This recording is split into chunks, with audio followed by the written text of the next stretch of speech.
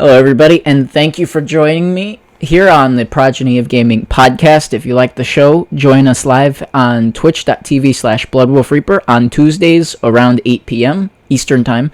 If you can't join us, that's okay. The show will be up on YouTube later, either same day or following day.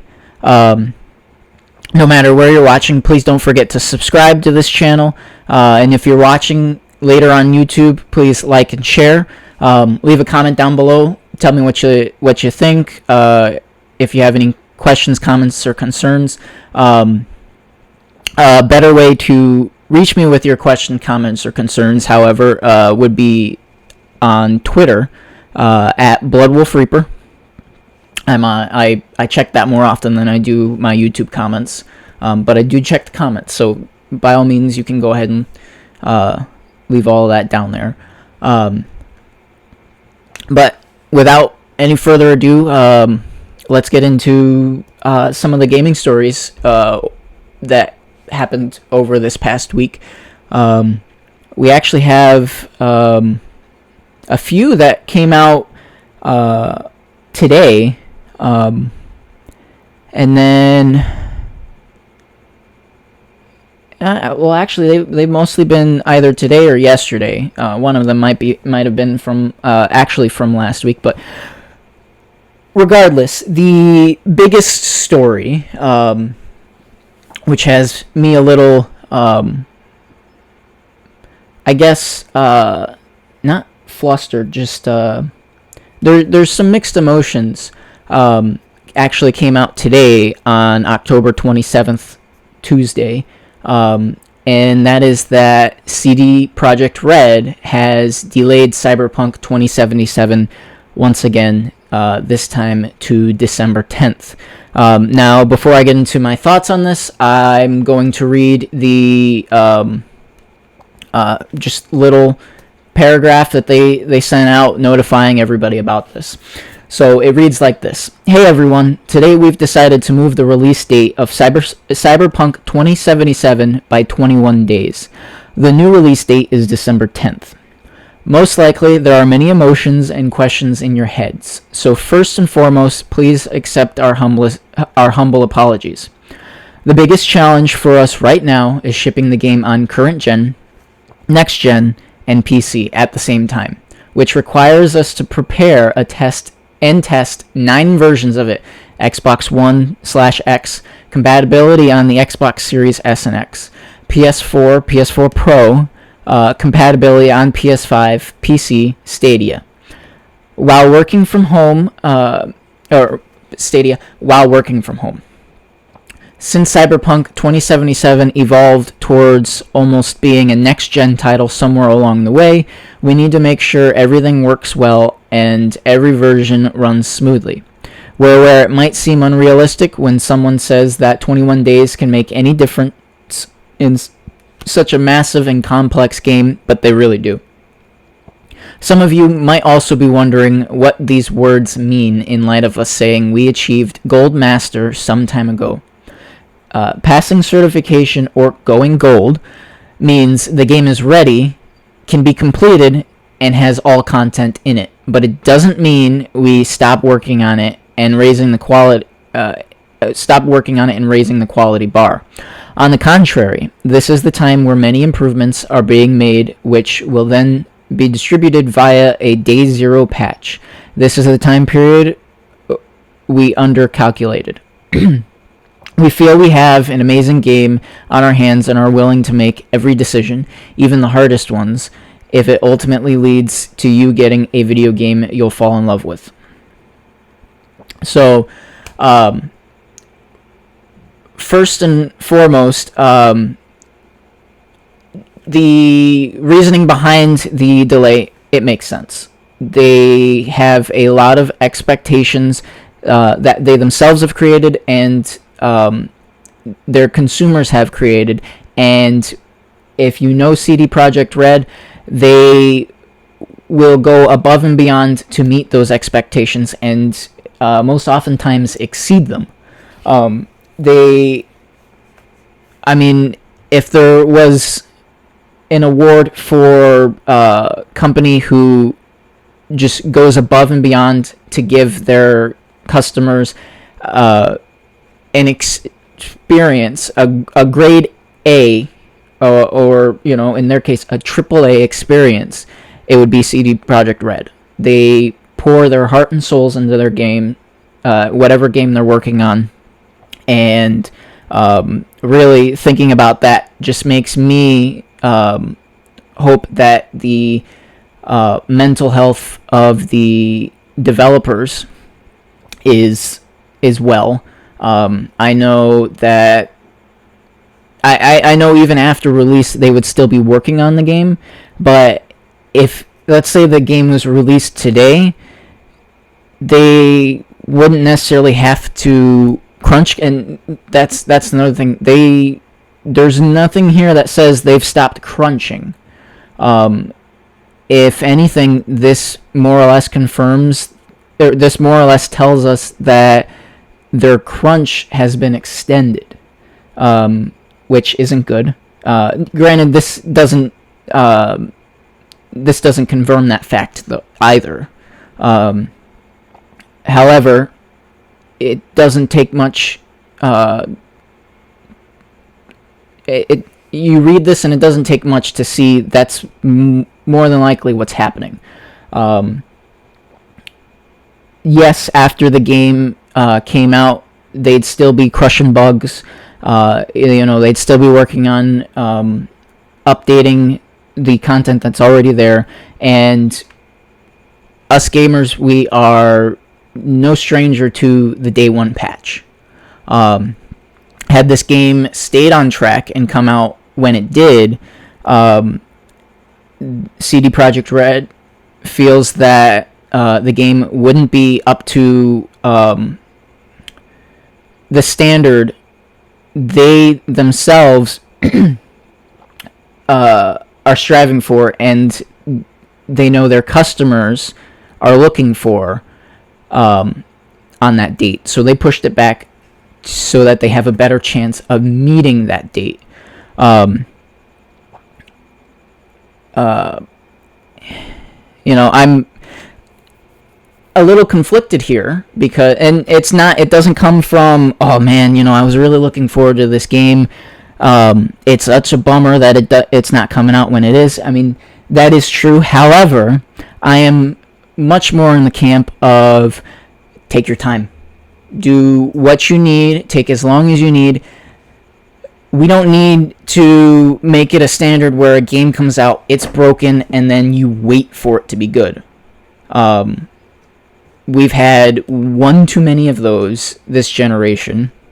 I can't see any reality where this ends up being the case, but imagine if Cyberpunk 2077 came out and it was just like similar to No Man's Sky or Anthem. No Man's Sky came out, didn't live up to a lot of the promises, and took, what was it, at least 2 years to resemble anything that they originally sold us on. And then now, here it is, when did that game, 3-4 years later, at least, if I'm remembering correctly, the game had met that point, and I haven't touched it too much, but every time I go back, I'm blown away at how great the game is. On the other hand, on Anthem's case, we're still waiting for that, and those of us that are waiting are very few and far between. Now, CD Projekt Red and the same could be said for No Man's Sky. I know that fan base dropped off. CD Projekt Red has clout. They have that brand that people trust. So even if the game came out and it was nowhere near ready, I have no doubt in my mind that the majority of the fan base would gladly wait for that game to for the developers to fix it, no matter how long it took. And that's no different than saying, hey, we can wait for this game to come out. Just do what you need to do to make this the greatest experience. Make it what you guys want it to be, and to get it to where you can be happy about it. Because in the end, that's all that matters, is the consumer gets a product that they enjoy, and the developers are able to give you something that they are proud of. They can say, hey, this is what I was striving for, here it is. So in the grand scheme of things, I think many people have said it before, and we will continue saying it. Delays are good for games. You never want to rush an unfinished product. That goes without saying, but for whatever reason, it needs to keep being said.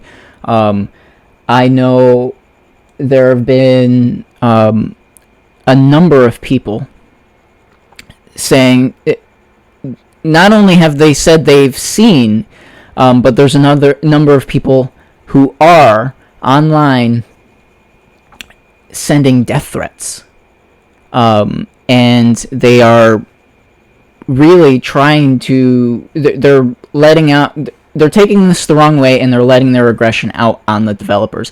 And that is something that should never be done.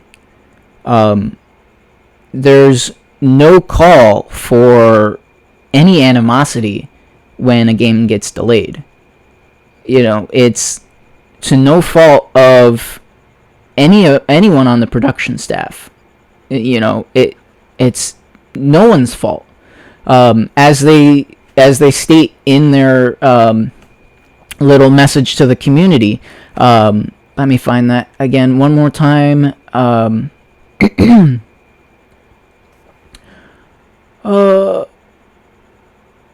Oh, I lost it.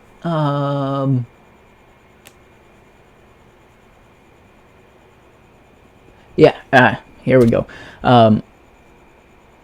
I'll just read this whole section because it's rather small. Some of you might also be wondering what these words mean in light of us saying we achieved Gold Master some time ago. Passing certification or going gold means the game is ready, can be completed, and has all content in it, but it doesn't mean we stop working on it and raising the quality bar. On the contrary, this is the time where many improvements are being made, which will then be distributed via a day zero patch. This is the time period we undercalculated. So if it's not plain and simple enough to those who are taking this the wrong way, all that happened was they saw all the work that still needed to be done, and they underestimated the time it was going to take to complete it. That's all that happened. And if I'll get into my thoughts on whether or not I think it's still going to come out in 2020 in a minute, but first off, I want to say that if an extra 21 days, less than a month, is all they needed, that is, when you look at how long this game has been in development and the grand scheme of things, the fact that they undercalculated by less than a month is nothing. That's nothing. That's like you cooking something. Thanksgiving is coming up. Let's say you're cooking the Thanksgiving turkey and you underestimate the time needed to cook it by 10-20 minutes. That's all this is. In comparison. That's all this is. And there's no reason to get upset and lash out at anyone in the development team at all. unless, and this is a huge hypothetical, and with CG Projekt, this would never happen, obviously, unless they crowdfunded unless they had you help them crowdfund their game, and you bought into this game, and then one day they just up and disappeared. Then, all right, you know what? Your anger is justified. If they went up and ran off with your money. That, when it comes to games, that is the only time I can think of that you can be upset for the production of a game. Delays happen. There's not really anything you can do about it. But unfortunately, the internet and even more so the gaming community online is very toxic and vile. So, we got to work on it. We do. But all I can say on the rest of the matter is, my heart goes out to everyone working on Cyberpunk. I hope that they aren't working too hard. And I hope that any stress that they are all under will soon be over. I really do hope that they can hit this next deadline. Will they, like I said earlier, will they be done working on the game even after the discs are printed and they're in your hands, or once everyone's playing the game? No. They're still going to be working on the game, even if there's no post-launch content. They're still going to be fixing bugs. They're still going to be updating the game to make it run better. And, knowing CD Projekt Red, they are going to be working on more content. I'm not 100% sure, but I think they at least alluded to that fact. I've been trying to follow this game as very little as possible. I've been getting the main story beats just because I want to be able to experience the whole game and be wowed by. I mean, I'm going to be wowed by every little thing, but anyway, to wrap this segment up, or this little part up, if I'm being perfectly honest, I will be surprised. I don't know. I don't ultimately know what is left for them to do in this game. We know it's playable. They wouldn't have gone gold if it wasn't in a playable state. However, that playable state is not playable enough, I suppose, that they are comfortable with people booting this game up and giving their opinions on it. That being said, given the history with this game, I'm not 100% convinced that 21 days will be enough. Now, I don't think, because, like they say, someone may say that it's unrealistic that 21 days can make any difference in such a massive and complex game, but they really do. I am not discounting that at all. 21 days can make a world of difference. However, with a game that is this massive and complex, I would not be surprised if another issue popped up and it gets delayed again. I do think that large delays, because we've seen large delays with this game. At one point, wasn't it supposed to come out in February or March, if my memory is serving me correctly? and now we're looking at December. And yes, I believe there were 2 delays in between there. Possibly correct me if I'm wrong. But that is a long time frame for a game to be delayed. Not unheard of, but it's still a long one. I don't think we would see a delay that long. At the most, I think this game, if it does not come out on December 10th, it comes out no later than beginning of February. That's as far out as I think it would ever possibly go. That being said, I just know that they are going to strive to reach this December 10th date. The fact that they had a date for next month, and they went gold, and they said to themselves, we can meet this date for next month. And then, a week, roughly 2 weeks later, they say we got to push it back 21 days. I think they know enough to be confident in that number. I mean, yes, I'm sure they were confident in the November release, but it would have been a much longer delay if they weren't confident. I'm fairly certain of that. But that's my thoughts on that.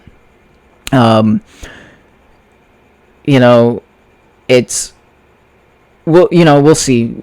We don't know what the future holds, but one thing the future might hold is Xbox coming out with a streaming stick. So this was a comment made by Phil Spencer, and we've seen or we've heard from Phil Spencer before stating that he would like to get xCloud, the Xbox streaming service, on any device possible, within reason, and that included, that included TVs. Not, let me hook my console or my computer up to the TV. He either wanted a TV app, like you'll have Netflix on your smart TV, or, and this is actually more accessible if you don't have a smart TV, a streaming stick, a la Google Chromecast, where instead of being like the Amazon Fire Stick, which has apps on the stick, the Xbox streaming stick would stream xCloud. And from the sounds of it, just primarily xCloud. I don't think they would add any other apps to it, because if you're streaming xCloud, you could also, potentially stream your console if you have one. So that would kind of be hey, you can stream xCloud to this stick, but if you already have an Xbox console, you can also stream your console, similar to what you do with your phones currently, if you have Android. And I guess Apple, because they did come out with that streaming app. But anyway,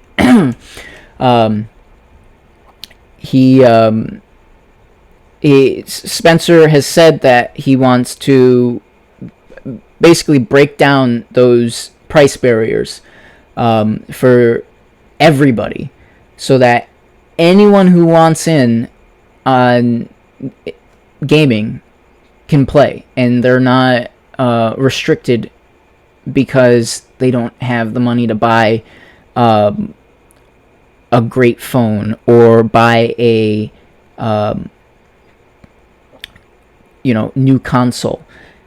A streaming stick, let's say, and again, this is into the future. There's no confirmation that this is even a thing. Right now, it's just, wishful thinking.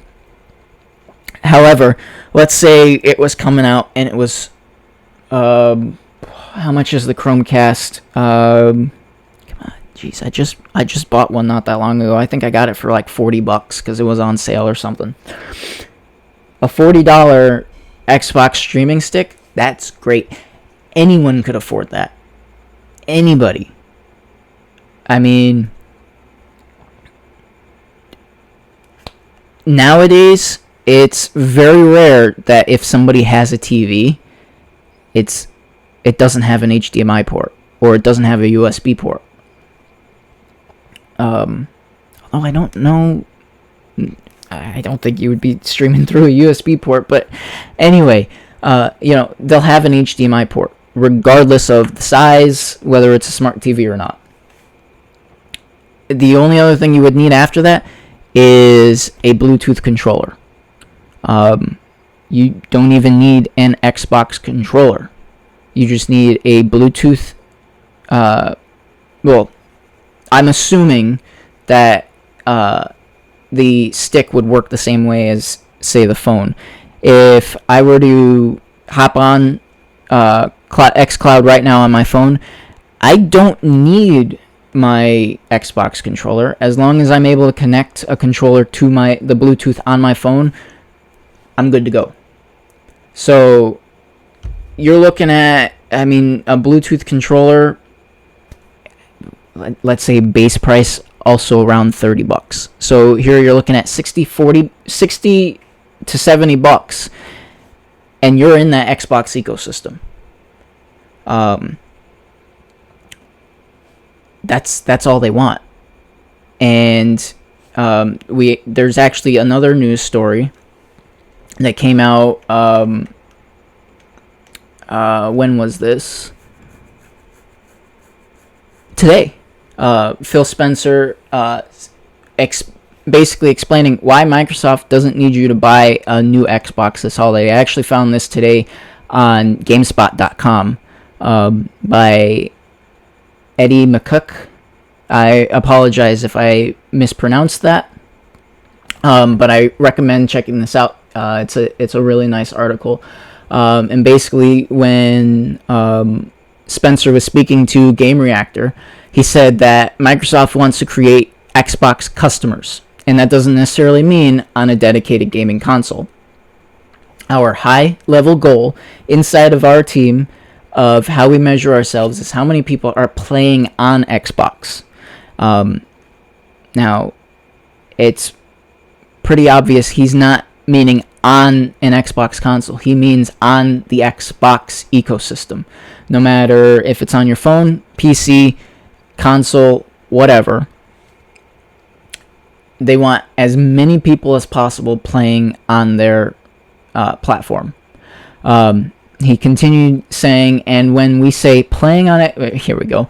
When we say playing on Xbox, it doesn't mean an Xbox console. It means somebody who is logging in and playing a part of our ecosystem, whether first party or third party. And it could be on an Android phone. It could be on the Switch. It could be on a PC.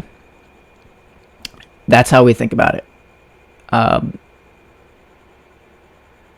Now, I do find it interesting there that he said it could be on a Switch. Now, it's obvious why he didn't say anything about PlayStation, because even Phil Spencer, as optimistic as a person he is, or at least seems to be. I haven't met the guy in person, but I'm sure even he is aware that Sony is never going to put Game Pass on PlayStation. They're not.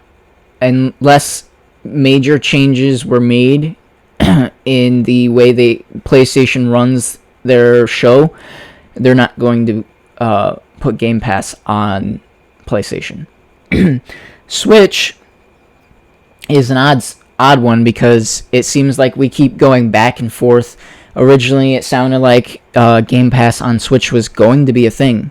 Like, you could see that light at the end of the tunnel. In recent weeks and months, the opposite seems to be the case. So it is a little interesting that he says it could be on a Switch. I think he was just throwing hypotheticals out there. because there are not other than say Minecraft.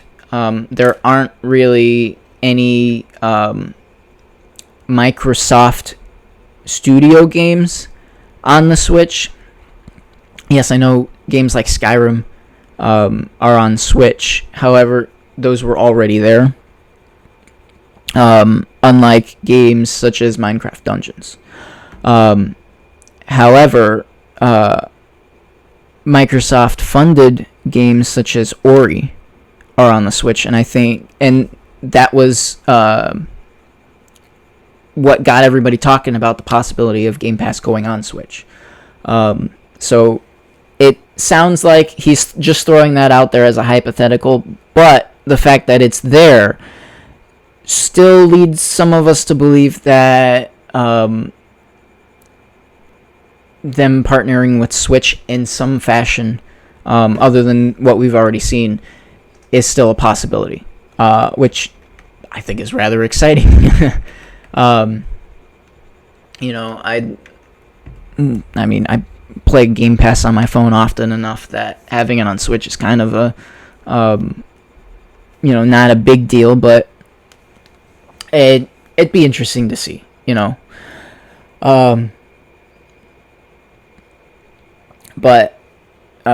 yeah, that's Xbox streaming sticks are a possibility, and hey, you don't have to buy a new console to play Xbox games.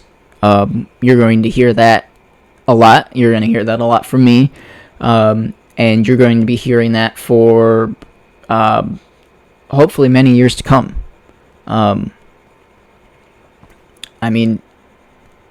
You can't get any better than Xbox Game Pass now, can you? But one last story I want to talk about that I saw, I found it rather interesting. Still on the Microsoft side of things, is that Microsoft recently had to respond to microtransaction concerns with Halo Infinite. The reason I say this is rather interesting that I saw it is we've known since 2018, I believe, that Halo Infinite was going to have microtransactions. However, and we knew that from what we heard from Microsoft, of course, until the game comes out, you never know. But we were basically told by Microsoft that microtransactions in Halo Infinite aren't going to be egregious. And they seem to... they don't seem to like the pay-to-win side of things. So any microtransactions that they have had in the past, and it seems pretty obvious to say going forward in the future, will be mainly cosmetic. Nothing that impacts gameplay in any sort of way. That would just stop making the game fun, and Microsoft is all about making games fun for everybody. They want everybody included. They want everybody allowed to play their games, and they think that everybody should be able to play their games. Everybody should be able to play games in general. Now, the reason this came back up was that 343 recently announced that weapon skins, vehicle skins, and player skins in Halo Infinite will be called coatings. And, of course, everybody got, they heard skins. And on top of that, it's skins with a fancy name, coatings. They immediately put their defenses up and became concerned about microtransactions. So Microsoft had to come out and basically tell us that, yes, there are going to be purchases. There's going to be microtransactions. But that's not the only way you're going to be able to receive this content. All coatings, and it sounds like there's other types of content that can be acquired. You'll be able to purchase them, but you'll also be able to earn them in game as rewards. So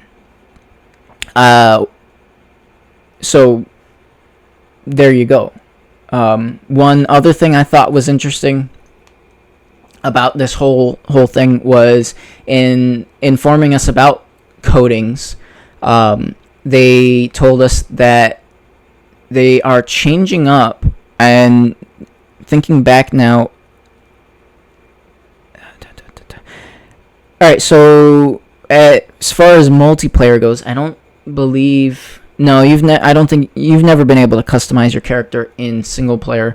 But as far as multiplayer goes, customization for your character has always been tied to really a primary and a secondary color. Sometimes, if I'm remembering, I think in later installations, tertiary color, a third color. But that's basically it. And then, you can customize your emblems and whatnot. Well, now they're saying they are moving away from that, and they are implementing a new 7-layered coding system. They go on to say that it was a tough call, but it allows them to go into greater detail and variation with armor color, materials, patterns, and so on. This is fantastic, if you ask me. This means that you will be able to much more fully customize yourself, your Spartan, your whatever you play as. I hope they bring back being able to play as an elite in multiplayer. That would be pretty nice. But anyway, regardless, you will be able to go more in depth with making this character that you bring into multiplayer. You'll be able to make them more a part of you, I guess. You will be able to identify more with this customizable character. You'll be able to make...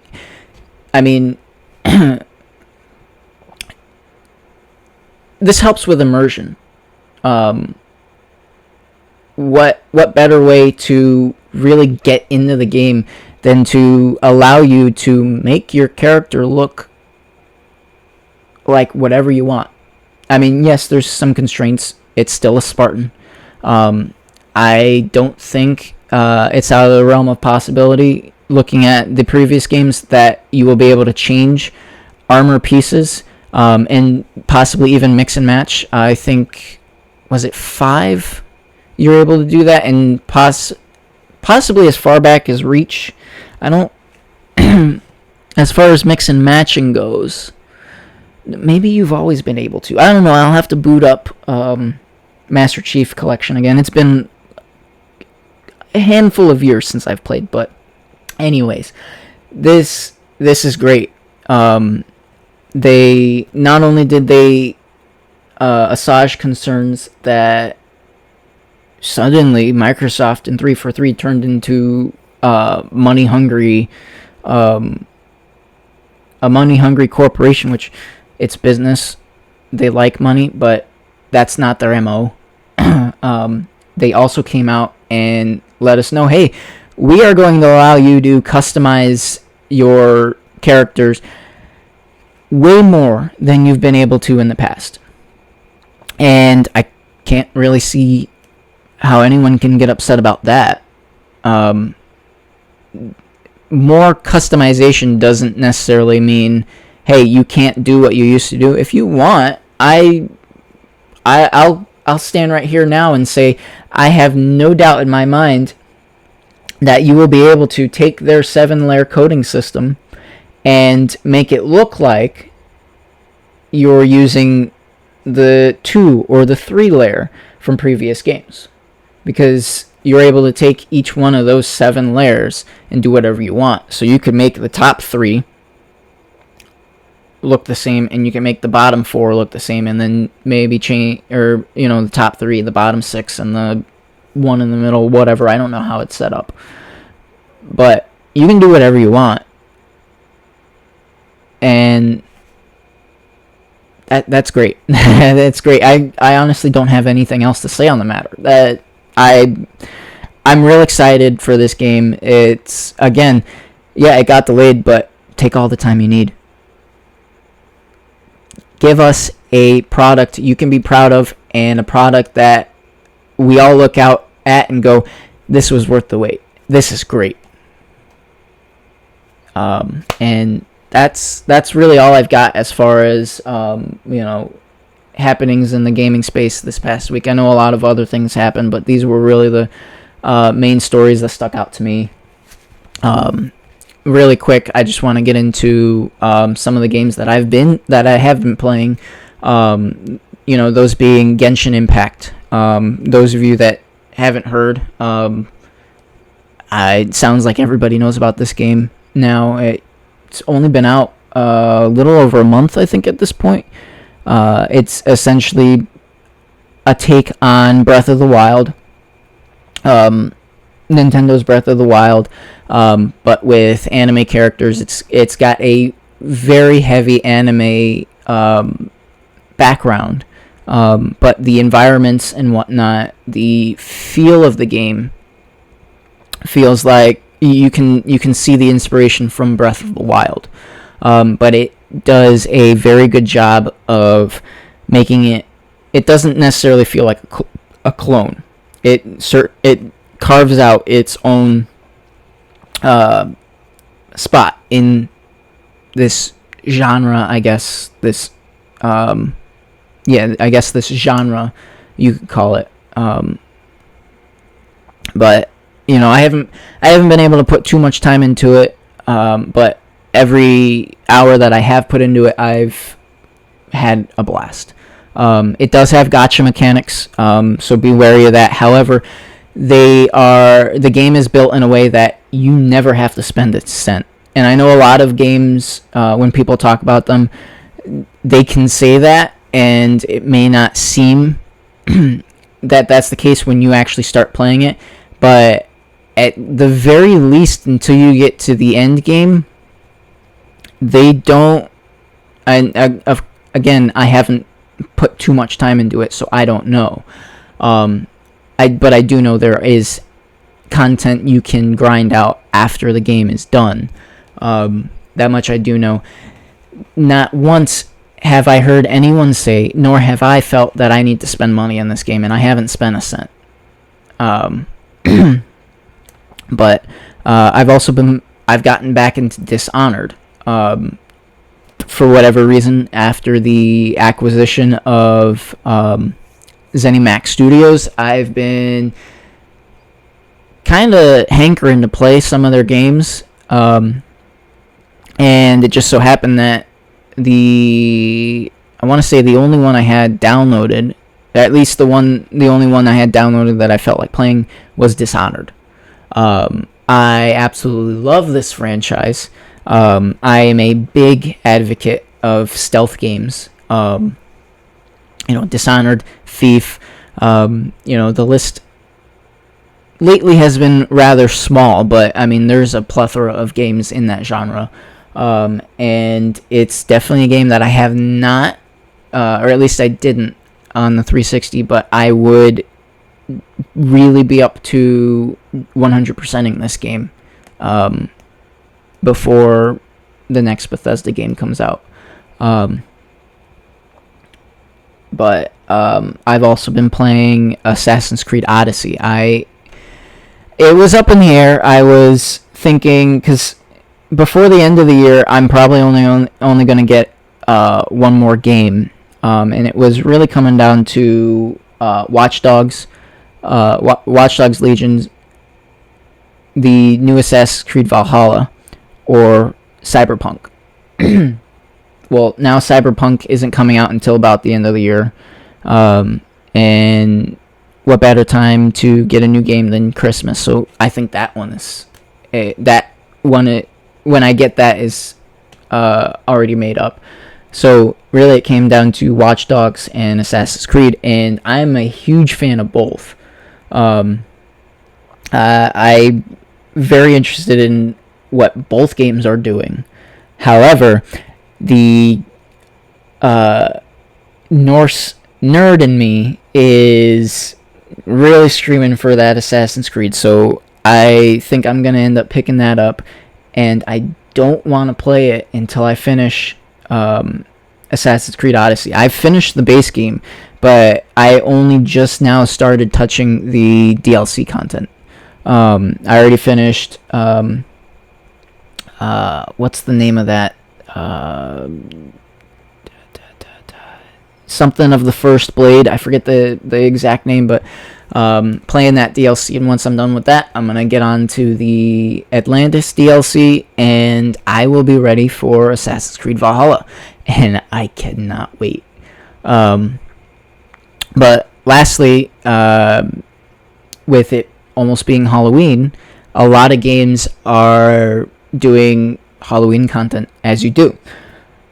One in particular that I had pointed out to me was Call of Duty Warzone is doing Warzone but with zombies, and oh my god, I don't think I've ever had so much fun and been so not scared, but just you can feel the adrenaline, especially if you've got a headset on and you can hear those zombies running around. And these aren't, your Walking Dead zombies. These zombies book it. They run. They can leap tall buildings. And when you die, you turn into a zombie. There is at least one way for you to come back to life. But me and a buddy of mine were playing, and we got down to we ended up coming in second. There was one team that outlasted us, and that safe zone gets tighter and tighter and tighter. And one thing I should mention: the zombies can survive in the gas, so it doesn't matter if you have a gas mask and you're hiding somewhere in the gas; they will find you. I can't wait to get back on this, hopefully with a full squad of 3, and see how well we do. My buddy was phenomenal, because I don't play Warzone too often. I do like getting on it here and there, but he was phenomenal in, mapping out where we were going next, figuring out what we were going to do. I had a blast, and I can't wait to get back on. I highly recommend checking it out. It's a nice, even if you're not into the Battle Royale mechanic, it's different enough that I think just about anyone, as long as you enjoy shooters, of course, but just about anyone could have fun playing it. The addition of the zombie mechanic, it doesn't feel like you're really fighting against other teams. Yes, if you run into them, they'll shoot at you. But really, everybody's just trying to survive rather than trying to take you down. Because the longer you survive, the less likely... where am I going with this? The longer you survive... the less likely you are to come up against a zombie with no bullets, or unprepared. Go check it out. All right. But yeah, that's gonna do it for today. We actually ran a little longer than it doesn't matter. It's not like I have a time limit. But yeah, that's going to do it for today. Thank you all for joining me. Again, if you like the show, please subscribe wherever you're watching it. If you're listening later on YouTube, go ahead and like, share, leave a comment below. If you'd like to be a part of the show, make sure I see your comments, questions, concerns. The best way to reach me is going to be on Twitter at BloodWolfReaper. But that's the end of the show. I hope you all join me in the next episode. But until then, stay safe and be nice.